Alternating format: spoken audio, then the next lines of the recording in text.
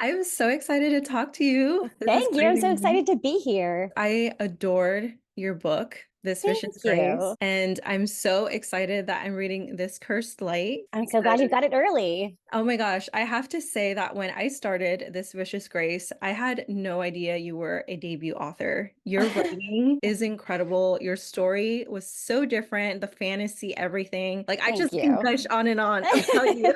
So I'm so excited we get to do this interview because I was just mind blown that that was your first published book. Yeah, I think on the line level, that's really where I put a lot of my energy. Not that I don't put it to other places, but I work really hard to make the prose feel as polished as possible. And I think that that helps give a first impression. At least I hope so. It's amazing. Your writing is just really great too. I am like, wow, this is her first all. I can't wait for more. Like, I can't wait to see your growth as an author. It's insane. Me too. It's a little daunting to start something new after you've been working in the same series for 5 years, I guess, something like that. But I'm excited to see what happens next. I have to know, like, why Italy? You know, because this Vicious Grace talks about Italy as like the old world, the language is an old language. So just wondering where that came from. Yeah, Italy is just something that has sort of woven its way through my life in a lot of kind of unexpected ways. Mhm. One of my closest friends that I've been friends with for decades lives in Rome, and I see her every summer when she comes back to the US to visit her some family. She brings her daughters, and we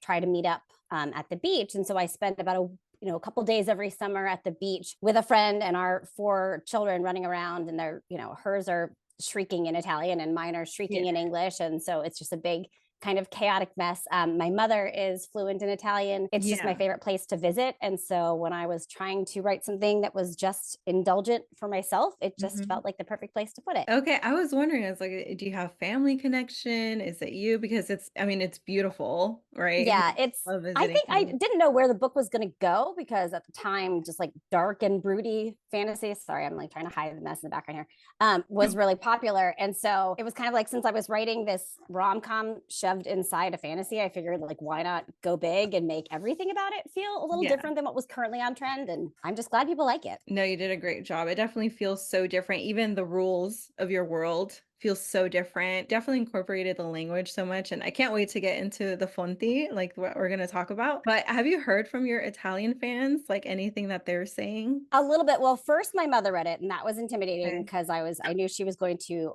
have criticisms if it wasn't done well. But she said the Italian translation was done great. But I haven't heard from too many Italian readers, or if I have, they usually speak Italian a little too well for me to keep up with the intricacies of their reviews. But I think people seem to like it so far. I haven't been brave enough to ask my friend's oldest daughter, who is of the age range of the book. I Yeah. haven't quite had the courage to ask her yet what she thinks of it. I know, I'd be excited to hear. And also, I remember you making a note about the audiobook and how you were unsure how they're going to translate it because our main character, Dante, he's the only one who can really speak it and understand Yeah. it. But if it's directly translated, some of that is missing. Did you Yes. figure what they So did? the Italian translation, they came up with the most brilliant idea, and I'm still in absolute awe of them.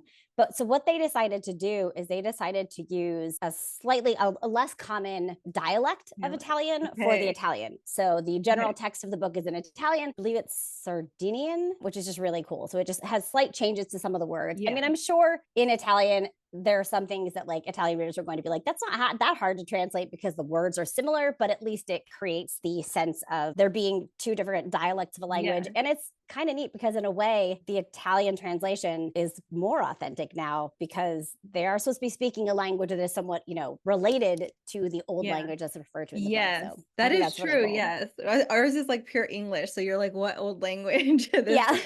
yeah, that is so cool though. That makes a lot of sense. And how is it like for you returning? Because I saw this summer you were traveling up and down the coast, Uh-huh. taking pictures of you called it your lemon book with your Yes. My lemons. lemon book. So yeah, how was that for It you? was wonderful. And I had intended to go back, during the drafting process for this Cursed Light, but didn't get to because I was Mm. kind of constantly behind on deadline. And there was just a lot going on in the world over the past few years. So it was so nice to go. And it was nice to go at a point where I sort of had completed the task and I got to just enjoy it and really just appreciate this sensory experience. So yeah, it was lovely. I was wondering actually, and I don't think I put this on the questions, but where did your title come from? That was not, I can't take credit for that. We Okay. queried it as Flaw in the Divine, I think.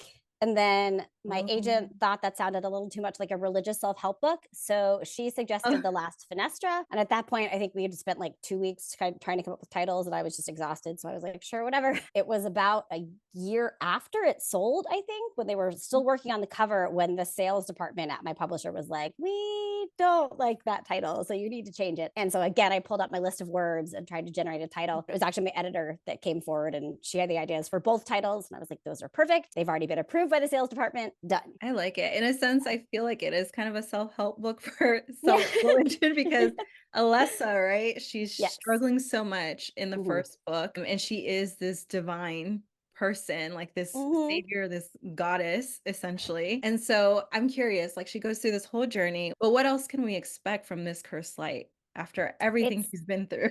Yeah, it's such a hard one because I never, without giving spoilers, my editor says frequently that like people know it's a romantic duology. So like they expect certain things, but I still never want to spoil a certain big moment at the end of This Vicious Grace. And without spoiling that moment, it's like I can't say much of anything about the sequel. But for everyone who has read This Vicious Grace, I will just say that This Vicious Grace was Alessa's book, and This Cursed Light is another person's book. She Oh, is still a point of view character, but she's not the only point of view character. And if you've read the book, I'm sure you can figure out who it is. And I really tried to make sure that all of the elements that I know that readers enjoyed so much in book one was going to be in book two.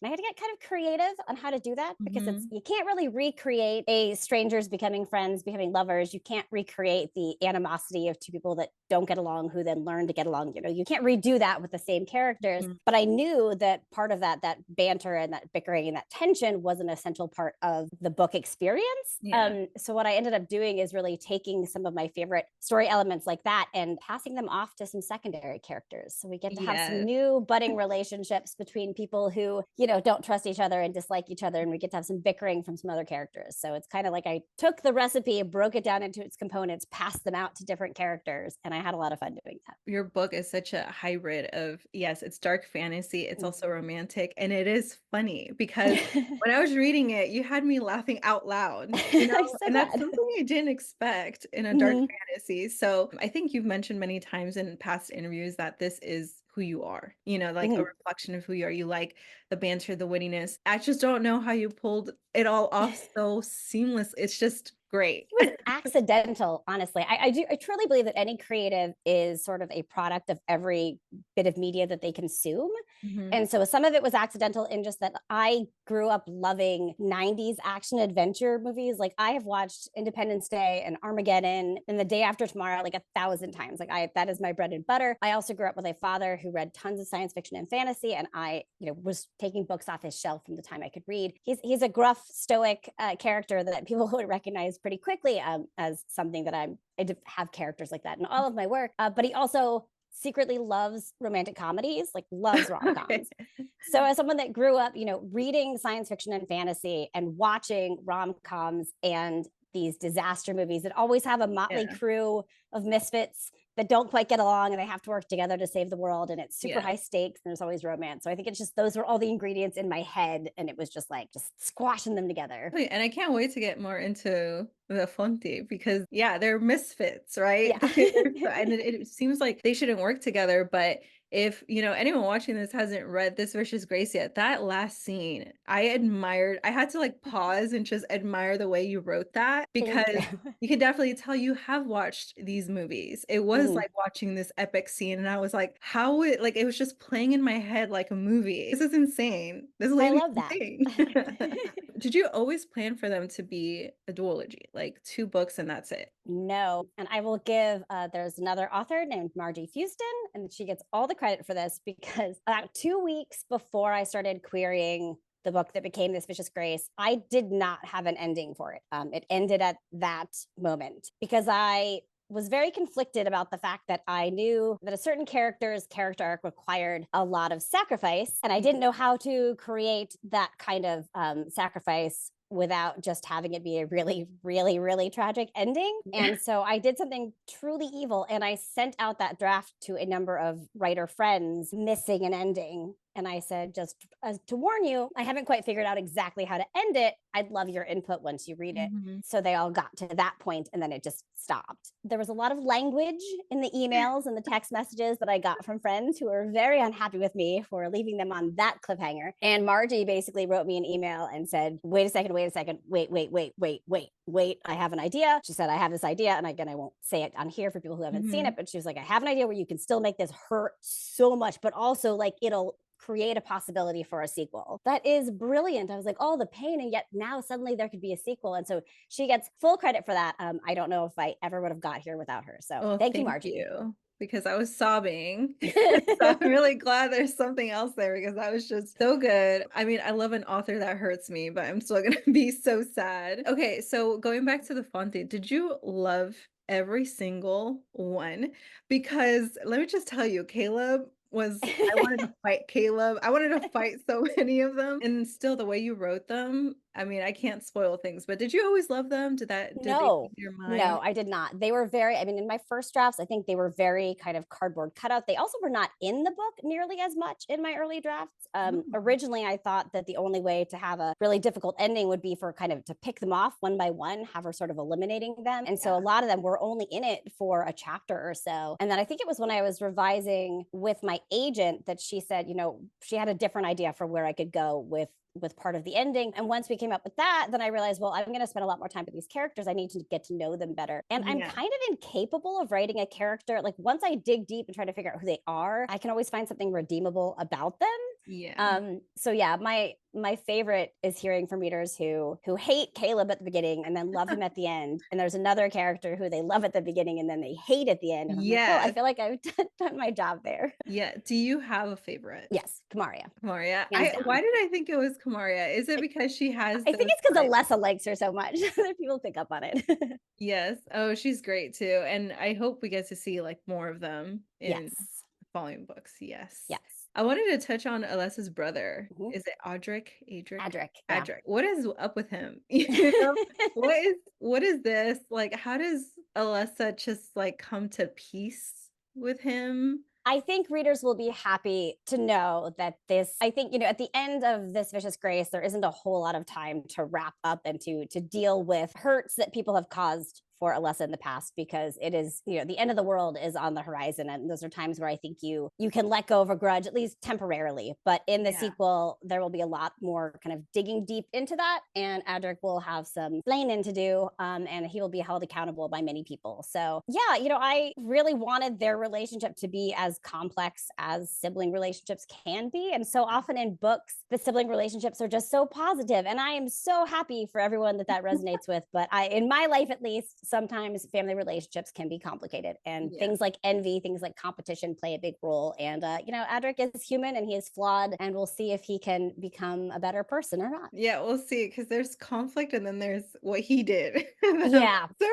Yeah. excuse me?" He kind of falls in with a cult that tells him things that he wants to hear. And I think there's nothing more Yeah. dangerous than someone who has some resentment and then someone shows up and says, well, that's because you're super special and maybe you just have to Mhm. do something super special. And yeah, it's a rough combination of the wrong influences at the wrong time. That's a great point of view. I feel like, okay, I can give him some grace after that. That makes sense. People playing on that. It makes Yes, sense. they absolutely did. But yeah, but he's got some atoning to do in book two. So in the first book, you talk about, you set up Frollo and Medea, like all these main gods, right? Mhm. That the whole reason we have a Finestra is because of their conflict, and the whole reason we have huge battles because of them. Do they play a bigger role in your upcoming book? Yes, they do. Yes. Yes, Beca- they might even Just appear on the page a little bit. We'll see. what made you decide to maybe include them a bit more in the front? Well, I think, you know, in the first book, the focus really is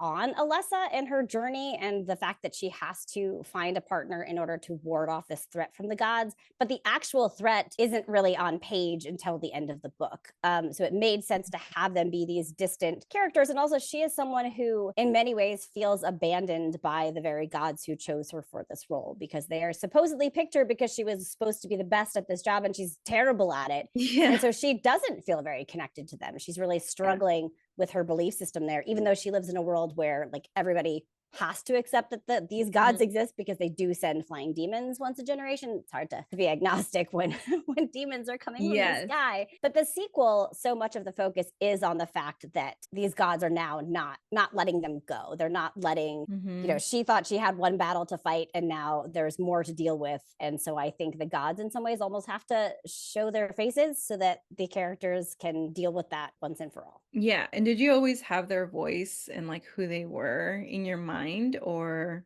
Yeah, to some extent, because I wanted some parallels with Dante and Alessa. Like I wanted some of that, the optimist versus the pessimist when it comes to the what humanity is and how they see humanity. So I had Yeah. a lot of that. And then I played a little bit more with the actual like nuances of it because they have to feel a little more aloof than regular people. But I love the idea of gods, like Loki, where it's like they're not these exalted, perfect beings. They're just Yeah. immortal. And because they're immortal, they see humans as just like pawns and toys that they can play with for Mhm. entertainment. There's something more frightening to me about the thought of someone being almost indifferent. Like they're not Yes. necessarily cruel or good, they're just bored and placing bets, and people have to deal with that. And that is kind of terrifying. Yeah, it reminds me a little bit of Supernatural too, like the show Hmm. Supernatural Yeah, I definitely, could see like, that. I don't know, breaks that sense of the divine, which is just tragic in its Yeah. own. My gosh, and I love the nickname that Dante gives, Hmm. Alessa in the first book, Luce Mia. Where did that come from? I adore that nickname. I squeal every time I read I'm so glad. I was told at one point that that was not correct Italian and I should change it. And I was like, no, it's a nickname. It's not that it's incorrect, but in Italian, you usually would say the equivalent of the light of my eyes or the light of my Yes. life. You don't usually say my light. But again, I was specific in that because it is an important part of the story. And I guess I'll say that when I was first drafting it, I often don't give my characters last names until the last Mhm. minute. And then I'm like, oh no, I need a good last name. And so I stole parts of some of my Italian friends' names to Yeah. create some of the other characters' names. And so Dante's last name comes from a friend of mine. And the name Lucente obviously has its Yeah. origin in the word light. And so I just kind of played with that. And as I went through draft after draft, it became a more and more important part of the story. Whereas Mhm. initially it was just kind of a fun, like wink and a nod. Then it became a thematic element that runs through both books and becomes very important in the sequel. Yeah, I love Dante, right? We all love Dante. And I first I was like, "Oh, I wonder if he's just gonna be that brooding bodyguard, guarded turn romance Hmm. or whatever." But he's not what I expected. He's like really different. He's so Hmm. tender and just soft. So I was wondering, like where's that balance come from? Because Alessa, she wanted someone to be there. And so Dante, you would think, has to be stronger with her, maybe more rough and push her. Hmm. But instead, he's just so kind. And I don't know, maybe I relate to Alessa of like, no, I have to do it though. And he's like, it's Yeah. okay. Yeah. Like you're like, what's happening right now? So what made you create Dante? Like how did you make him into that? Thank you so much. I'm part of it is the fact that I come from a long line of generations where the women in my family tend to be sort of chaotic, talkative, emotional ADHD Yeah. creatures, and the men tend to be very kind of stoic engineers who don't talk a lot and don't say a lot, and they're getting a compliment out of them is like pulling teeth.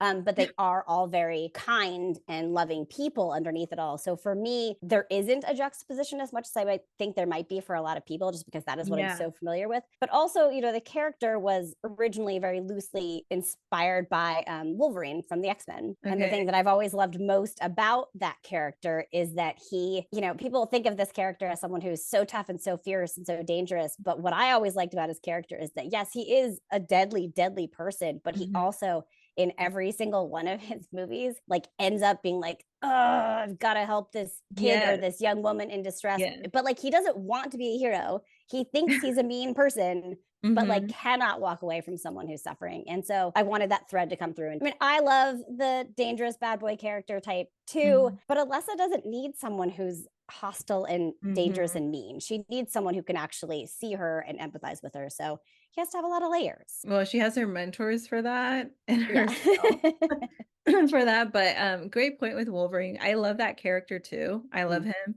I love how he's really in the gray, Hmm. He's kind of like an anti-hero, kind of, Yeah. but at the end of the day, he just wants authentic love. Hmm. Loses so much in his Yeah. life. I know. So I He's I just feel like I wounded. yeah, I look at Dante and I'm like, he's gone through it. So for him to still be so tender is Mhm. just I don't know, it breaks my heart every time I see I him. think he's really someone who doesn't let people get close to them. And I think in part of that, he doesn't let people get close because he doesn't have a heart of stone. Like he really doesn't. So he just keeps No. everybody far away. He doesn't make connections. But then Alessa kind of wiggles her way in there. And then it's like, oh, darn it. Now I have to care about this person. And then other characters kind of, I think he accidentally finds himself with friends, which is not something he ever expected. And makes me very happy for him because I do put him through a lot. I know. Every time he's complaining, I'm gonna be like, "Well, that was your author. Yeah. He's the one who put you through this." Yep. Who's the main character you're gonna miss the most? Who am I going to miss the most? Yeah, like when you're writing them, you finished this series, this story. So who do you think you'll miss most? That's a hard one. I would have said Alessa, but now after writing this course line, I say Dante because I think it's just kind of like where I've been investing so much of my emotional energy is kind of what I'm currently in the process of grieving and letting go. Yeah. But if you ask me in 6 months, I'm not sure. But part of me feels like, and again, I know I created these characters, but they have become so real to me that Mhm. I kind of forget it. And so there's a big part of me that feels like I put them through so much that like I'm sad to say goodbye, but like they deserve a break from me. And that helps in a way. Do you think you'll ever come back to this world? So I've thought about this a lot. And I think what it comes down to is it would have to be in a different iteration Mhm. because of the way I've structured these two books. There is no continuation of this story and Yeah. this fight and this battle because this is meant to be the definitive moment in book two. And so, in order to create a magic system, it needs to be different than that because the whole Mhm. magic system in this world is set up for this recurring apocalypse. So, it's possible that there could be something, in a different version of this world or in the future of this world when perhaps magic has changed and altered in some way. But it would be hard to just like pick up a book that starts, a year later because Yeah. it's like, what are we doing now? Like, Yeah. who's the big bad if the gods are no longer the big bad? And that would be difficult. Or a novella on some side character Yes. Oh, or I could. If people something. want novellas where it's just like you don't actually need like a big battle, you just want to see them hanging out, I could do that all day Yeah. long. This is cozy, just Yeah, sit tight. exactly. What aspect of your sequel are you most eager for your readers to experience? My first thought was the pain, and that's a terrible thing to say. No. I guess I worked so hard on that book for so long. And I think the most difficult thing sometimes when you're writing a book, especially a sequel, is to make sure that you really land those most emotional moments. So in Yeah. a way, the thing I'm most proud of are some of the things that it was kind of the final touches that I put on the book. And the fact that the last time I read it through, it made me cry, like makes me really proud because I think I don't want to give away any spoilers. Okay. It turns out a lot of times you can make people like what people always worry when I say I'm going to make them cry that like that means one specific thing and it may or may not. But I think the real sign of making me cry in a book is Mhm. feeling like the characters' emotions are so kind of visceral and real that I Mhm. can't help but feel it along with them. Like I think of how my oldest daughter read This Mrs. Grace and she came to me and she said, "Mommy, I cried." And I knew what was going to happen. I already knew what was going to Mhm. happen. So why did I cry? And I said, well, I think that's the goal, right? Is that it doesn't Yeah. have to just be, you're not just crying about how you feel about what's happening to the characters. You're crying Mhm. for the characters. So that's probably not the best answer, but I want people to experience the characters that they know and love and getting to know them better. But I also I'm just really proud of the fact that I think in the end, I stuck the landing with some of those big emotional moments. I Yes. hope. No, definitely. And I think that's why I keep praising your writing because I think that's true testament where what happens, like, are you surprised? No, but you're still impacted. Mhm. It's just the way you story tell is so awesome that you're Well, like, thank I put her you. inside. And I was like, I think we are very crazy. We like, I love when you make me cry, but Yeah. it's like a book that makes you cry, makes you feel, I don't know, so significant, so amazing that they could make you feel so much. Yeah. So Because it that's means you why you care. became one of my top like 2022 Oh, releases thank because I you. was like, what the heck did she do here? Like, did we all know yes, but still it hurts so bad. Yeah. Yeah. A lot of that comes later too. I mean, I'm working on a new project right now that I haven't pitched it to anyone. It hasn't been bought or anything like that. But I think my biggest fear is like, oh no, I don't know if I can bring the tears quite as much. But then I have to remind myself that, like I just said a few minutes ago, that comes at the very end for me. I have to know the characters flavors Mhm. so well to write those scenes and those moments, because it's not just supposed to be a generic, like, this is a sad thing that happens and makes people Yes. sad. It has to be so tied to who they are. So I have to like trust in the process and be like, I'm sure I'll get there. I'll make them hurt I love eventually. that. I love that advice, like, tied to who they are. I love Mhm. that.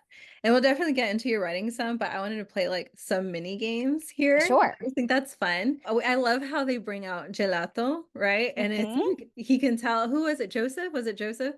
Yes. Who said, like, "I can tell who a person is based on their Yeah. favorite flavor." So I have to know, like, what would your gelato flavor be? And what does Well, that say about you? so I'm trying to remember which. I think Camaria. I think I gave Camaria my favorite. I think it was a combination of something that was chocolate based and something that was fruit based, which is what I always get. So I usually get like a raspberry and then like a chocolate with like, or the stracciatella or something. But Yeah. I think what it says about me is probably what it says about Camaria too, which is that I like a lot of contrast. I like different flavors. That's kind of why when I think about my books, I want it to feel like it's another, like, now I'm mixing ice cream and gelato. I want it to feel like you're taking a bite of the flavor Chubby Hubby ice cream by Ben and Jerry's, where it's like salty and sweet and caramel and chocolate. Like, it's all the different Yeah. flavors. And because of that, like, you can't stop eating it because you're like, so I want my books to feel like, you're going to be crying at one point and laughing at another point and swooning at another point. And so I think my gelato flavor also has that, like, I'm going to pick two different things and put them together. And the next time I go in, I'm probably going to get two different ones. Well, you did it because the mix, but it works. And so I guess that answers the next question, which is if you Mm. were to hang out with one of the Fonti, like who would it be and what would you be doing? I'm guessing that's Kamaria. It would be Kamaria, yeah. Although I'd be so intimidated just because she's effortlessly cool, but she gets a sense of humor. She's good with the jokes. I feel like she's just would be the most fun person to hang out with if I could stop being like nervous that I sounded like a big old dork. But she likes Alessa, and Alessa and I have a lot in common, so I think I'd be okay.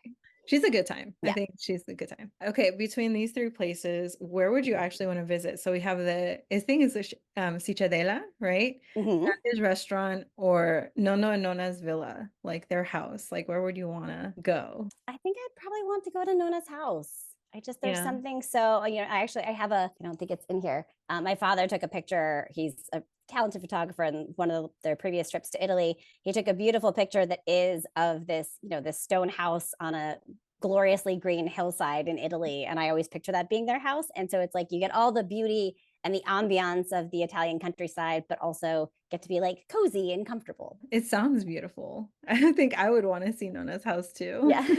I'll have to find the picture and share it on Instagram or I something. would love that. If you were someone's fonte, like what gift do Mm. you think you would bring to the table? Oh, someone asked me what Dante's would be the other day, but I haven't thought about mine. Oh yeah, that would be what would it be? Like I'm fire? gonna go with control over fire, but that might just be because it's winter and I'm always cold, like always cold. So if I could Yeah. just carry around my own little flame, I feel like that'd be lovely. Also, I'm very clumsy and I always forget where the light switches are. So it's got like a lot of uses there, Yeah.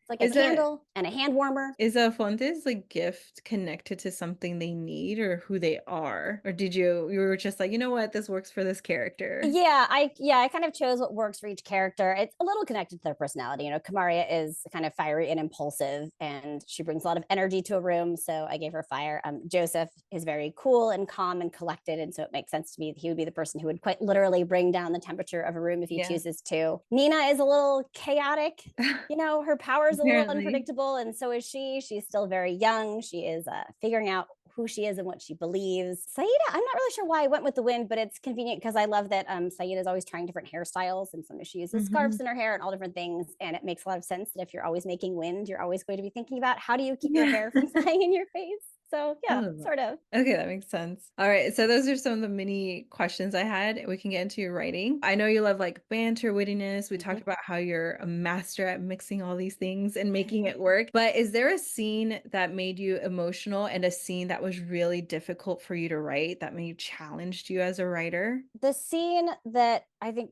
or the scenes that were the most difficult for me, are always the battle scenes because I have a very short attention span and I don't really enjoy battle scenes that exist just for the sake of battle. Like if I'm watching a movie and there's, half the movie is just like fists flying and people, like, I get so bored. I don't care. Yeah. So a battle scene, one, I always have to make it longer because I always have someone come back, be like, okay, but they were done with, like, we waited the whole book and now it's over in 4 pages. And I'm like, oh, okay, fine. But the real essence of a well done battle scene is not about the action that's happening. It's about Mhm. how it's impacting the characters and how their, personalities and everything changes what's happening in battle. So that's always difficult because it's pairing something that I kind of naturally shy away from, but then I have to not only expand it visually on the page, but then also like get a lot deeper into why it's important and why Yeah. readers should care about what's going on. So that's really challenging. Everyone's favorite is the drinking game scene in This Vicious Grace, which Yeah. doesn't sound like it would be one that's very emotional, but the note that it ends on, for those who've read it, there's a hug and there's a scarf. And that to me is one of the most pivotal moments in the book Mhm. because it really is a step forward for their connection and their relationship just as two people kind of respecting each other. But it's also kind of silly, like just the way I have it set up, because again, for people who haven't read it, this isn't really a big spoiler, but they're both drunk as skunks and like trying to figure out like because she's has deadly touch, you can't get close to her, but so Dante sort of has to use clothing and stuff to cover up body parts so he can Yeah. just give her a very neutral hug. And I was very concerned that people were going to think it was silly, that they weren't Yeah. going to see what I was doing there. And so walking that fine line of showing that, like, yes, this is an intentionally kind of charmingly funny moment, but it's actually like really kind of emotionally powerful. Yeah. And so that one always gets to me. And I'm just so thrilled that readers took it the way I wanted them to. And some of the Yeah. earliest responses I got from people were saying, like, that scene was really moving. And I was like, oh, thank goodness, because that's what I was Yeah. hoping for. Oh my gosh. I love hearing just your thought process and all Yeah. of those things. I'm like, yeah, she nailed that. Yes, you did that.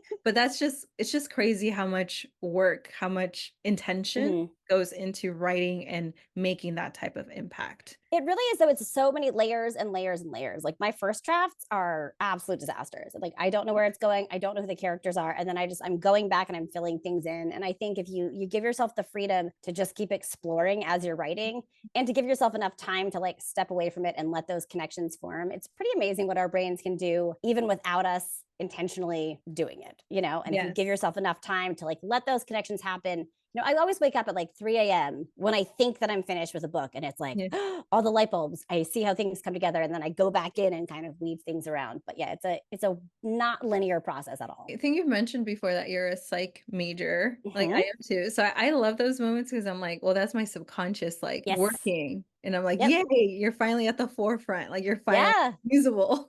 Yeah, it is. It's like it's just going on there the whole time. And then one day finally the connections happen Mhm. and your conscious brain goes, I see how that works. And it is. It's like someone just like comes up and gives you a gift, but it's just your own brain doing its thing. That's what our brains want to Mhm. do, make connections. And you're so transparent with your process, which I appreciate when authors, Mhm. when they do something like really incredible and you're like, oh, that was awesome. And then you think that that was it. And then authors Yeah. like, come out like, no, I had No. like so many things happen. It's so refreshing. So, what's something that you would tell aspiring authors now? Because it sounds like you found your style, you found your groove more. Yeah, I would say to figure out your process and then trust in that process and also learn when you can change it up or when you need to change it up versus when you really shouldn't. And that's easier said than done. But I think there's so much writing advice out there that is very prescriptive. You have Mhm. to plot it out before you start, or you have to write chaotically and then fix it later. And the thing is, I'm convinced that all writers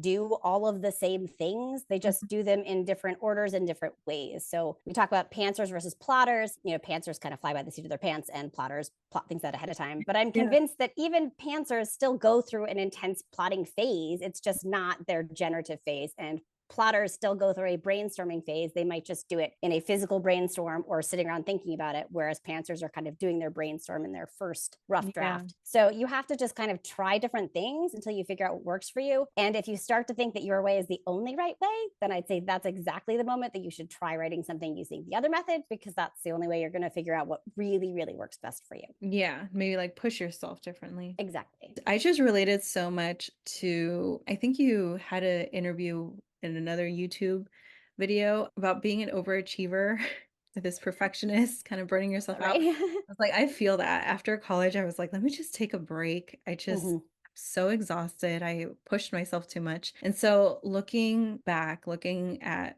where you are now, like, what are some practices you've placed in your life that are different? Or, like, what would you tell yourself? Well, I would go back in time and tell myself that I have ADHD earlier, because that would help a lot. It's actually, people often think of people with ADHD as being messy or unmotivated, but it's actually very common for people with ADHD to become sort of perfectionist overachievers. And a lot of us do very well in school because it is structured, because it's structured and because our tendency to procrastinate and then be super motivated by that last minute stress works really well in that particular setting. So I was notorious in college. My friends would always say, "Oh my gosh, Emily, you always panic before every exam, but you always do fine." And I would say, "Yeah, I do fine because I panicked. But if I didn't panic, I wouldn't do fine because I wouldn't Yeah. study." And so I think understanding that about myself is really important because when you're out in the real world and real jobs and all of that, you can't always wait until the last minute and then just count on that adrenaline to push Mhm. you through.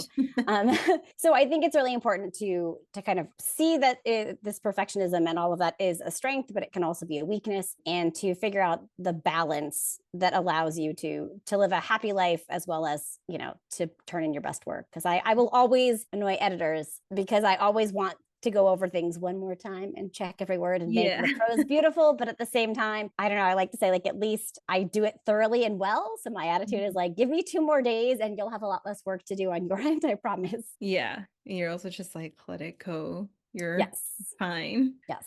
There's still like a couple like tiny like things no one else would ever notice or care about. But like if I had one more day with the file for this curse line, I would be like, I'm just gonna move this line right there, move this paragraph right there. Okay, good. But sometimes you just have to let it go. So Yeah.